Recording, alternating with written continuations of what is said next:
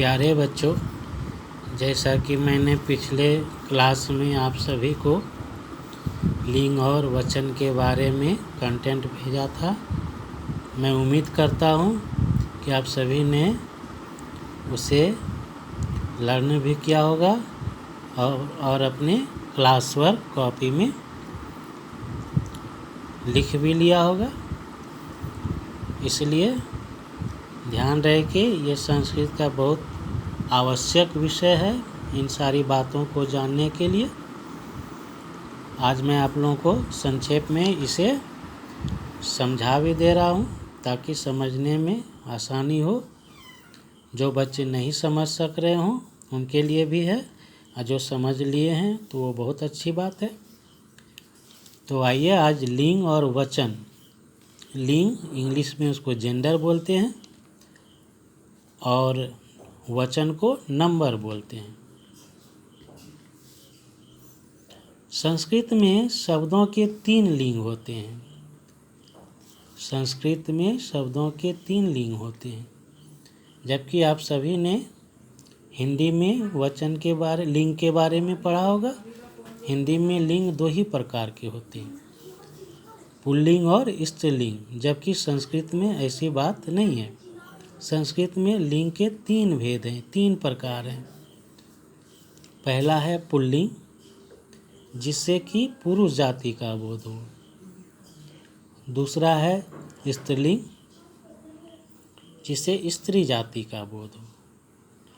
तीसरा है नपुंसकलिंग, जिससे कि न तो पुरुष का जाति पता चलता है न ही स्त्री जाति का पता चलता है। उसको हम लोग नपुंसकलिंग कहते हैं। जो पुल्लिंग की परिभाषा देख लीजिए। पुरुष जाति को बताने वाले शब्द पुल्लिंग होते हैं, जैसे बालः पुल्लिंग है, बालः मीन्स बच्चा। छात्रः, छात्रः मीन्स विद्यार्थी। नरः, नरः मतलब आदमी। गजः हाथी, अश्वः घोड़ा इत्यादि। स्त्रीलिंग और नपुंसक लिंग को हम आगे बताएंगे। पहले पुल्लिंग की परिभाषा जान लिए, उदाहरण भी जान लिए। ऐसा भी है कि पुल्लिंग में विसर्ग पाया जाता है। सभी में विसर्ग है। बालः, छात्रः, नरः, गजः, अश्वः। तो इससे समझ में आता है कि ये सारा शब्द जो है पुल्लिंग का है। उसके बाद वचन। संस्कृत में वचन 3 होते हैं, एक वचन, द्विवचन और बहुवचन। एक वचन जिससे किसी एक वस्तु, व्यक्ति आदि का बोध हो, उसे एक वचन कहते हैं। जैसे एकः बालः, मृगः। एकः मृगः भी बोल सकते हैं, और मृगः भी बोलने से एक वचन का ही बोध होता है, यानी एक ही मृगा है। वृक्षः, नरः यानी एक वृक्ष है, एक आदमी है। अश्वः एक घोड़ा है। गजः एक हाथी है इत्यादि। अब हम लोग चलते हैं द्विवचन, जिससे किसी 2 वस्तुओं और व्यक्तियों आदि का बोध हो, उसे द्विवचन कहते हैं। एक वचन में एक वस्तु का बोध होता है, जबकि द्विवचन में 2 वस्तु और व्यक्ति का बोध होता है।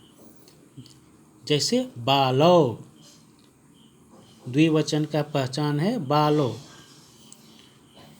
मृगो, नरो, गजो, अश्वो इत्यादि। तो द्विवचन का पहचान है कि उसमें नरो, गजो, अश्वो औकार की मात्रा होती है, जिसे हम लोग द्विवचन कहते हैं। यानी यहाँ 2 मृगा है, 2 आदमी है, 2 हाथी है, 2 घोड़ा है, 2 बच्चा है। उसी प्रकार बहुवचन, जिससे 2 से अधिक व्यक्तियों और वस्तुओं का बोध हो, उसे बहुवचन कहते हैं। बहुवचन मतलब 2 से अधिक हो, 4 भी हो सकता है, 5 भी हो सकता है, और इससे ज़्यादा भी हो सकता है। जैसे बालाः, इसमें विसर्ग है, आकार की मात्रा है, यानी ये बहुवचन है, बहुत सारे बच्चे। इसमें 3 बच्चे भी हो सकते हैं, 3 से ज़्यादा भी हो सकते हैं। मृगाः, नराः, गजाः, अश्वाः इत्यादि।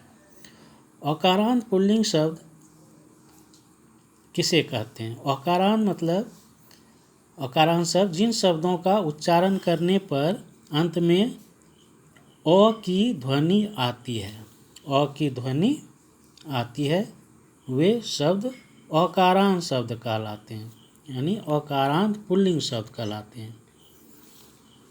अब अ की ध्वनि कैसे हम लोग जानेंगे? जैसे नर, नर, नर बोलने से र के अंत में अ की ध्वनि, अ स्वर का उच्चारण होता है। नर, बालक, क के बाद अ का उच्चारण आ रहा है, तो यहाँ अ की ध्वनि है, यानी इसे औकारांत पुल्लिंग शब्द जानेंगे, समझेंगे। छात्र, फल, पुष्प इत्यादि।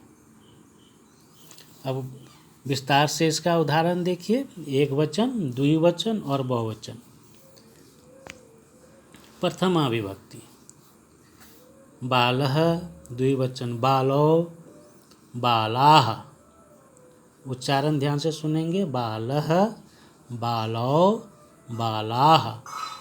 मृगः, मृगो, मृगाः। एक वचन नरः, द्विवचन नरौ, बहुवचन नराः। गजः, गजौ, गजाः। छात्रः, छात्रौ, छात्राः। इसी प्रकार अन्य सभी औकारांत पुल्लिंग शब्दों के रूप भी होंगे। कुछ उदाहरण स्वरूप मैं आप लोगों को समझा दिया हूँ। बस आज इतना ही। आगे स्त्रीलिंग के बारे में बताएंगे। आशा करते हैं आप लोग घर में होंगे, पढ़ाई मन से कर रहे होंगे, और करना भी चाहिए। जो स्थिति है अभी, स्कूल खुला नहीं है, आप लोग ध्यानपूर्वक से सभी को लर्न करेंगे और समझने की कोशिश करेंगे। कोई समझ में नहीं बात आती हो तो उसे ज़रूर क्वेरी में डालेंगे। मैं फिर से कोशिश करूँगा आप सबों को समझाने के लिए। धन्यवाद।